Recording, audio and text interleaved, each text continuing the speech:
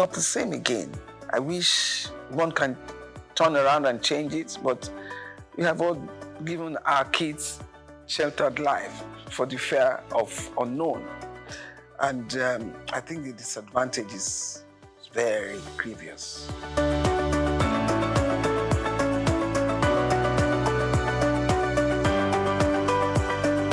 I think first and foremost, God gave me the chance, the opportunities to pass through that in the journey of life. It's not only money that can make you successful in life. I want you to get that. It's an added support for you if in life you have the opportunities of parents who can financially support you. But at the same time, there are kids who didn't have any financial support and have been successful. So to me, success is about self-determination. I grew up around uncles and aunties who are thoroughly educated, and I've always had it behind my ambition that I must be in that cadre.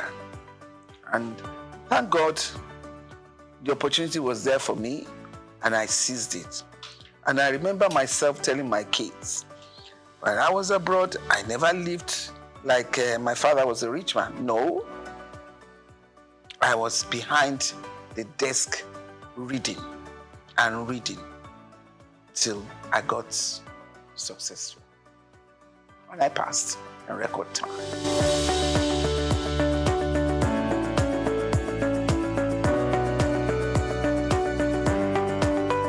First and foremost, I think I'm a people's person.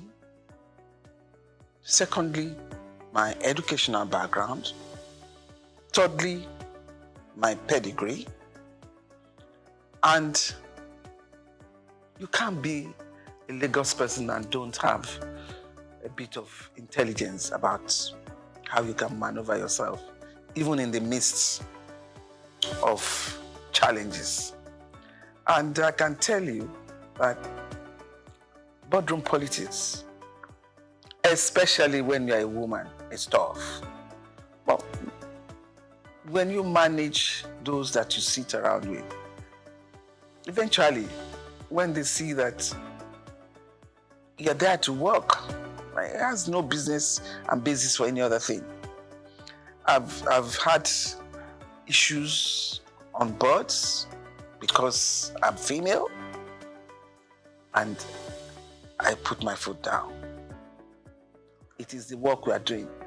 There is no gender sensitivity in this issue.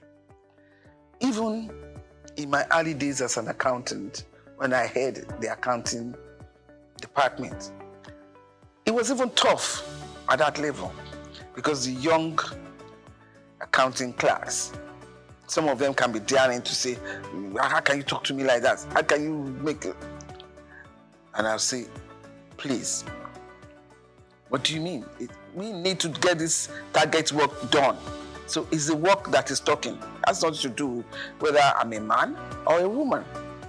So I will like the idea of gender reasonableness to be better played. At least for now, we're not having it at 3 1/3, no. But I guess we are in the region of 20%. And it should be better. You give a woman a chance, she will devote her life to it. But, I mean, when we have 1 or 2 issues from women who have been there, that should not create hurdle or boundary that you say a woman shouldn't cross. No. Nobody's perfect in life.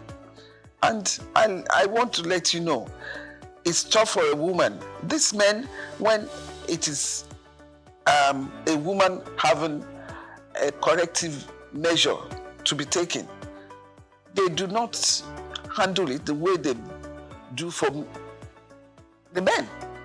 They're in a rush to pack the woman out You see from what has happened all over the world. So I will still make an appeal that women should be given better chances, better allowances. It's so quick to make a woman a scapegoat, the sacrificial lamb. Let's take it easy. And please, women, when they put you there, make us proud. I should remember the other women coming after me. If I make this trouble now, they turn around and say, this is why we don't give them the chance to get to the top. So you manage the situation, you know? And let us remember that Africa is still very chauvinistic. It's still a man's world here. We are only trying. So just give us, for now, our required 33.3% as per Beijing recommendation.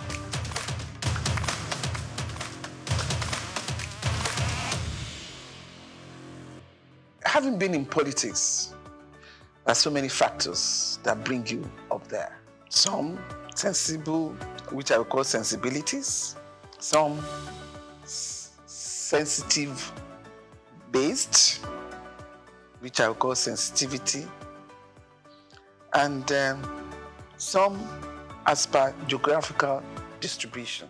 If it's not the turn of your section, your district, there's no way they can put you there. But then sometimes it's the turn of your district, the party supremacy decrees that they don't want to use you. What do? You have to show some resilience as a stable character and do whatever you are given very well. Excel. Somehow, one day, you'll be there. Like Martin Luther King. At the end of that tunnel, I can see the light. Someday, somehow, you get there.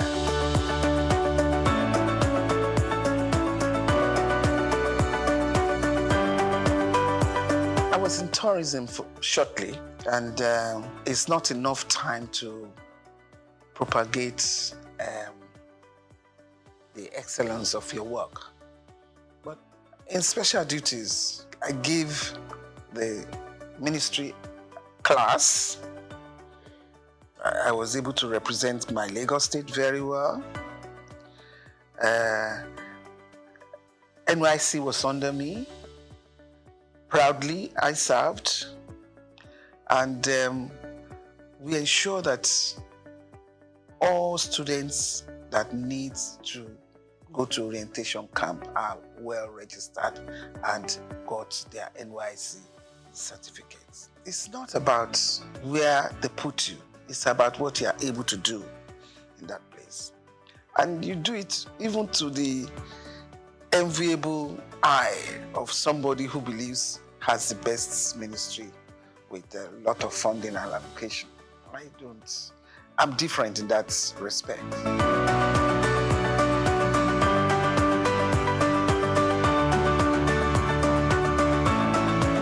A hard-working man, a man with a lot of sagacity, a man that is very kind, he has human kindness in his heart, a man that is highly focused.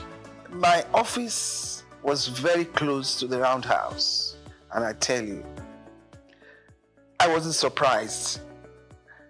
And I kept telling everybody, I wasn't surprised he got a clinch that position, because I knew that even when in 99, from the day we stepped in, he's been working towards his election in 2003.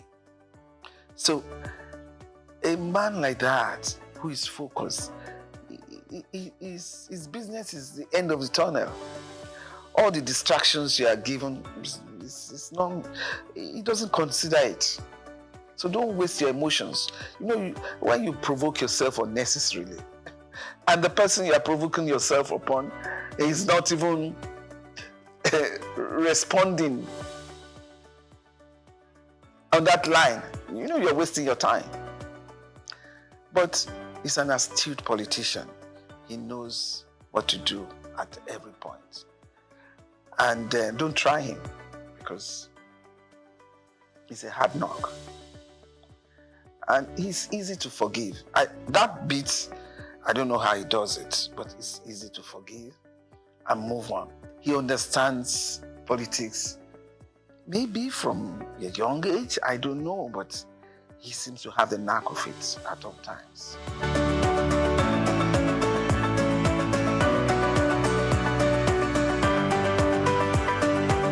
I think that's in the pipeline. I don't have to come here to say that. And even in the insurance company industry that I am now, I'm propagating that, look, you need to take it easy. Is it at these hard times you want to recapitalize the industry and make life harder? Yes, recapitalize, but not with large gap. The variance should not be too much, because you need to recapitalize so that companies will be solidly based to address financial issues and risk issues that we have in the country today.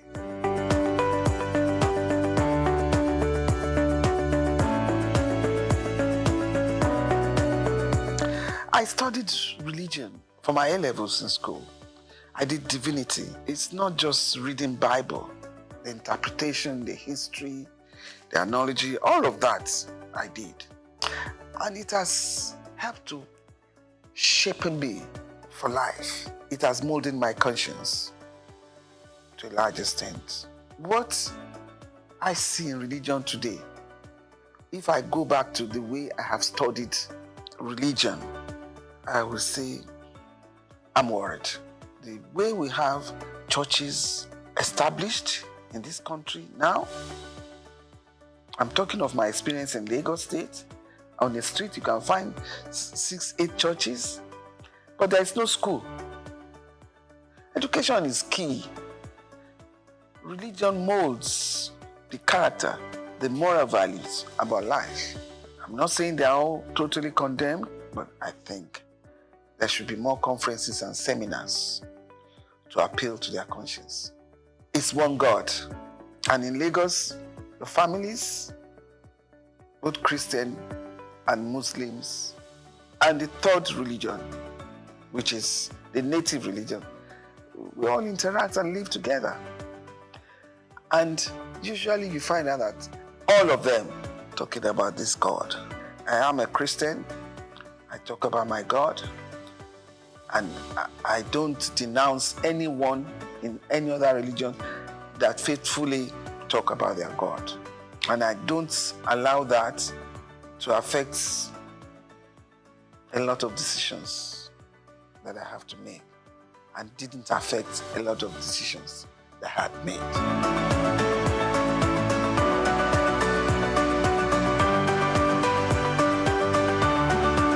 The expectation is too high. We are still a developing country. The awareness of covering up your risk is not too much there. In terms of life insurance, in terms of property, people are not still there. People don't cover themselves well enough. They take unnecessary risk. I'm glad Lagos State Governor is saying everybody must have a health insurance now. That, again, would expand the scope of the insurance business. In insurance, there are so many seminars, there are so many conferences that are being put up there now, where the ability to educate the masses, and even the high-ups one, to please insure yourself. And when I say yourself, your life, your property, your children, and see how far it goes. It is important. And in this era of insecurity, it is highly important. Just make sure you insure yourself. And with what the governor had proposed now, definitely Governor Sanwo-Olu did well. Health insurance is key. Health is wealth.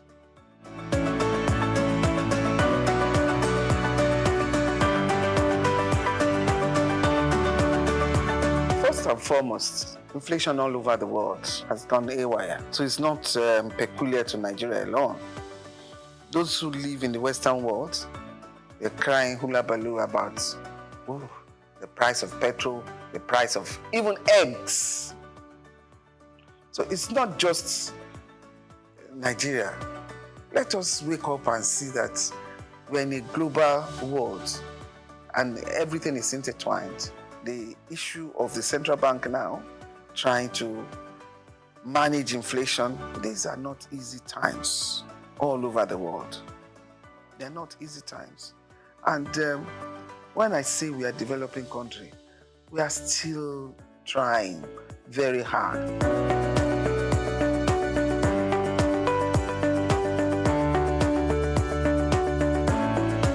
I don't want to say it's sad.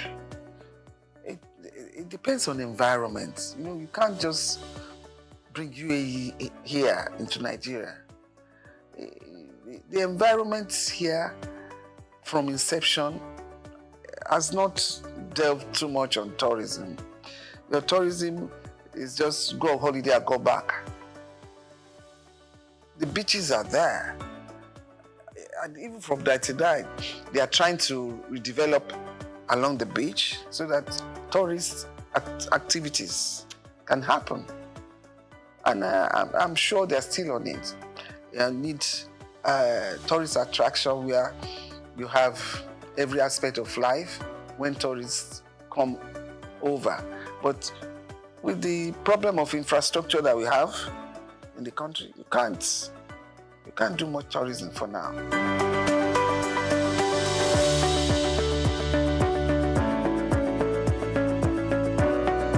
It wasn't easy, but as I said, once you try to be a bit methodological about it, then you get by. Because from the days I came back from England, starting a family, working in large corporations, it just ensure that the home front solidly settled. And it wasn't that easy, because you know that I'm talking of almost 40 years back.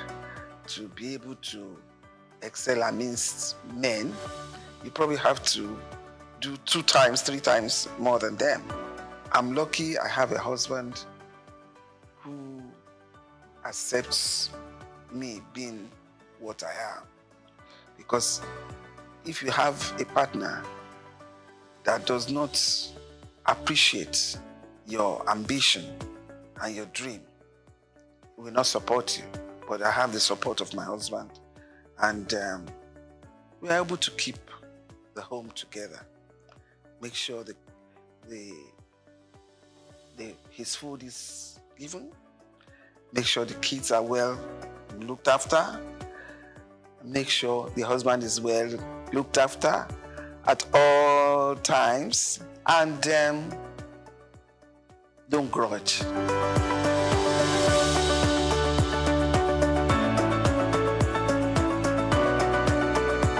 I try to give myself to people in terms of needs. I try to recognize people's needs, and at the moment of that need, I try to help. And it's a legacy I try to sound to my kids at all times. Recognize needs at that point and do it.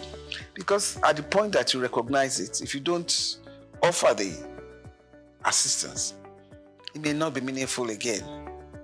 But if at the time that a need arises and you can do it, promptly do it. And I cannot manage people who are not sincere. I cannot.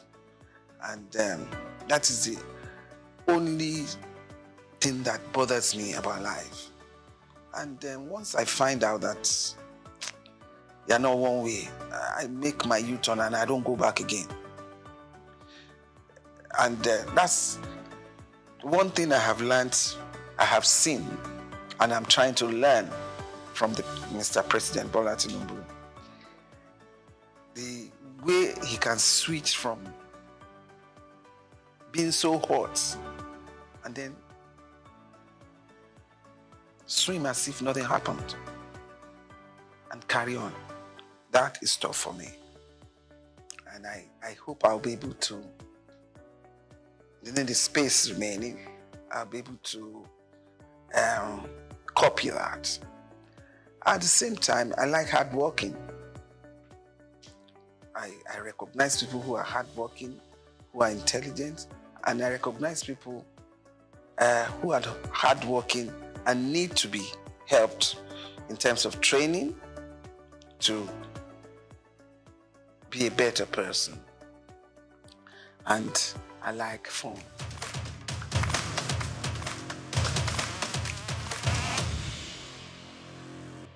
Now let me start with that girl child. That girl child is not so common again. At least